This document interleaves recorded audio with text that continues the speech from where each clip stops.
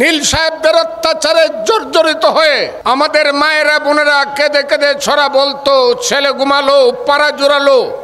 বর্গি এলো দেশে, বুলবুলিতে ধান খেয়েছে, খাজনা দিব কিসে, ধান ফোরালো, পান ফোরালো, খাজনার উপায় কি, আর কটা দিন সবুর কর রসুন বুনেছি। আমার মা বোনের অশ্রুজল মুছিয়ে দেওয়ার জন্য শত শত বছর যাবত আমাদের পূর্বপুরুষেরা বিদেশিদের বিরুদ্ধে যুদ্ধ করেছে এবং 1971 সনের মুক্তিযুদ্ধে